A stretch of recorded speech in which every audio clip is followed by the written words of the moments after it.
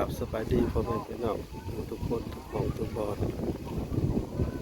พบกับซ่องไม่มีผมมีมาส่งสการที่บ้านผมมีเองนี่แหละพี่น้องได้มีคนเสียชีวิตแต่เมื่อวานนี่ครับมื้อนี้เป็นมื้อ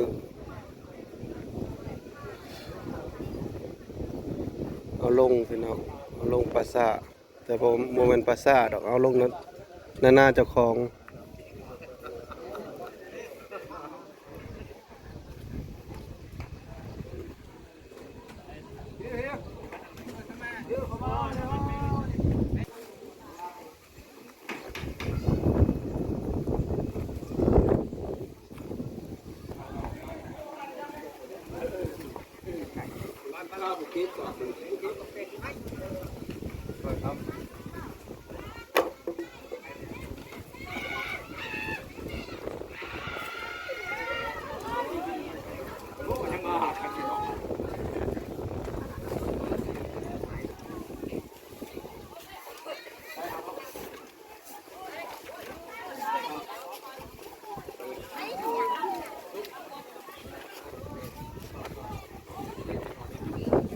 เพิ่นก็เสียชีวิตแต่เมื่อวันอาทิตย์นี่แหละพี่น้องเสียชีวิตเมื่อวันอาทิตย์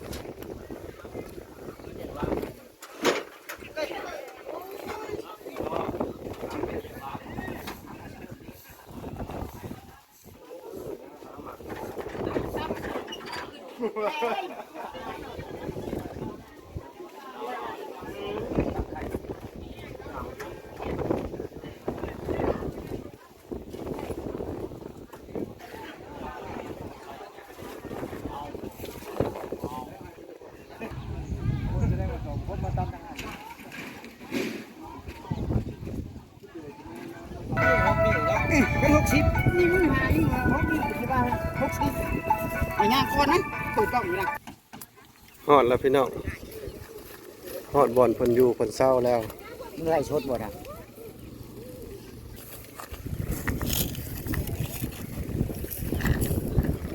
บ่องเพิ่นอยู่แล้วพี่น้อง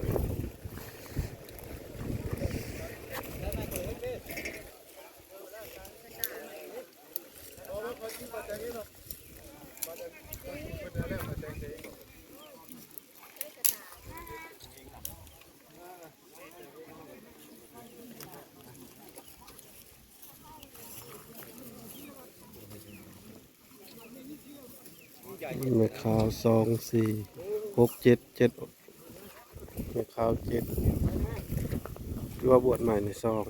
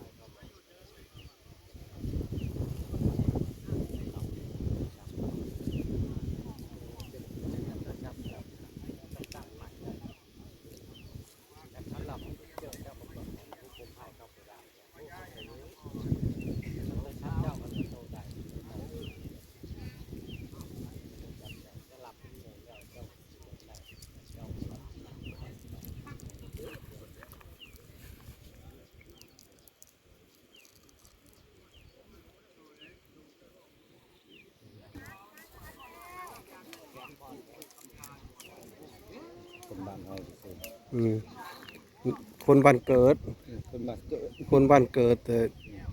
บ้านใหญ่ผัดไว้เอาลูกเอาเมียพี่น้องเอาเมียลูกเมียบนอื่นคนสุดท้ายยังนำมากรรมตายอยู่พี่น้อง คือเก่า คือเก่า คือเก่า เออ ไปใส่ก็ยังคือเก่าอยู่ แม่น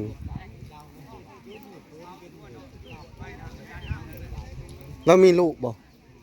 เ นี่แหละเอาเมียบันดง เออ ลูก2คนลูกสาว มีแต่เอาเมียบันดงนี่บ่หรือมีลูกมันคึมเด้ มันขึ้นบ่มีลูก เออ ลูกเมีย มีแต่ลูกเมียพี่น้องก็มีสองเมียเนาะแล้วก็มีสองเมียหากบ่มีผู้มาบวชนำเนาะมีลูก2คนบ่อืม ยิงเด็กสอง มันยิงหมด2ครับมีลูกมีเมีย2คนก็อย่าห่างกันเรียบร้อยเนาะ ก็ยังดียังน้องสาวยังเบิ่งเนาะ แม่แล้วนะสาวเบิ่ง แม่ในมาเวียนคาบเนาะ สาวเบิ่ง นี่เออ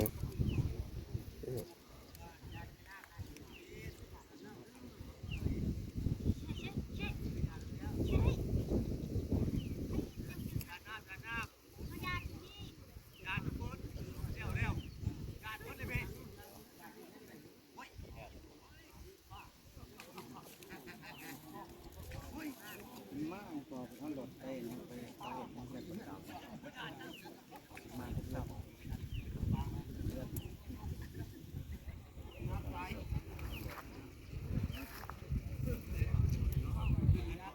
โอ้โหได้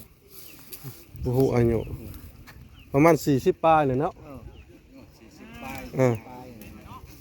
อายุประมาณ40ปลายนะจะบ่ฮู้แต่ว่าปลายเท่าใด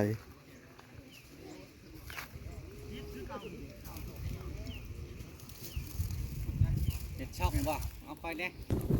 วางเพลิงก่อนพี่น้องวางเพลิงเย็น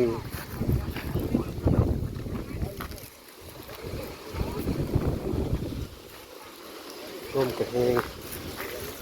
ใส่ต้มนี้เ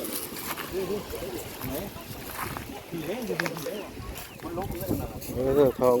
เป็นสวรรค์สัมภาเด้อบ่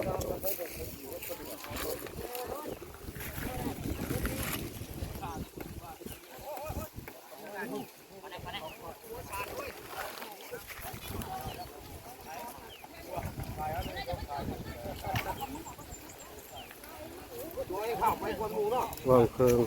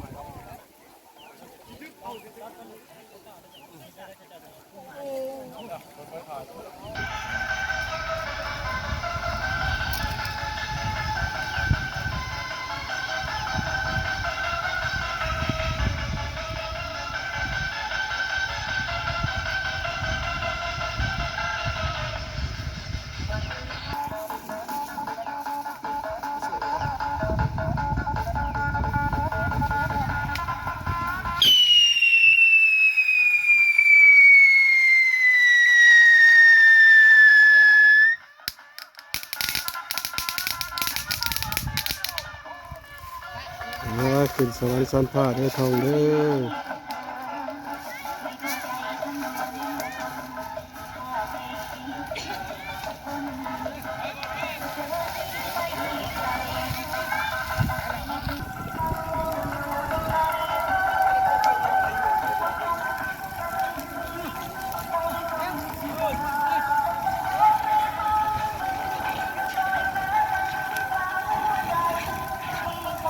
มันลมไผ่กับลูกแห้งเดียว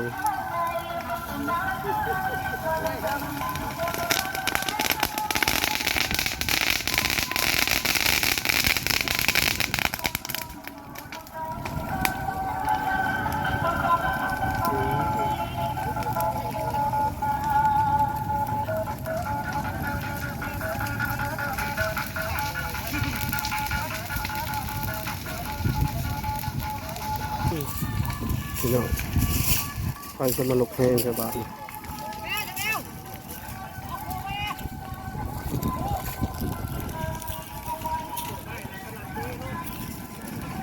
ไผ่ลามแล้วพี่น้องขอทองเอ้ยเบิ่งเด้อ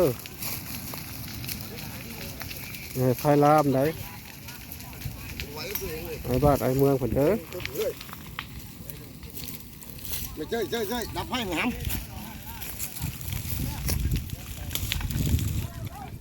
งานเขาดีตีบุบๆมาหนึ่ง เจ้าของเพิ่นเบิ่งอยู่ดอก เนาะแต่ก็ไปล่ามตี เจ้าของเพิ่นบ่ให้ล่ามไปดอก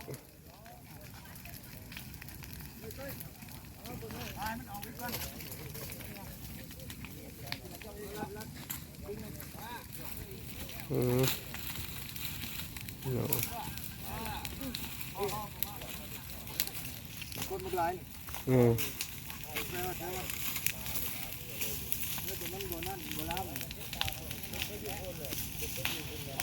ลงมาเอาขึ้นบ่ไอ้หมอนี่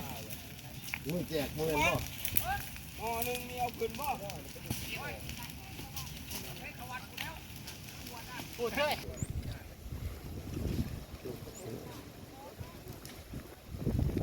ตีนพาวเวอร์เลย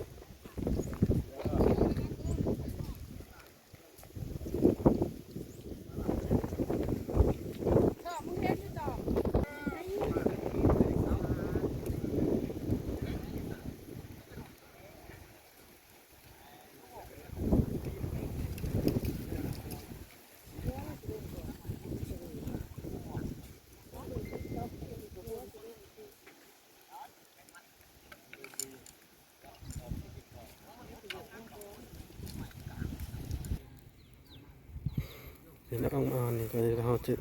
พอมีก็จะได้จบทริปแค่นี้แต่เป็นนังเด้อค่ะกดไลค์กดแชร์กดติดตามช่องเมมี่นี่นะพี่น้อง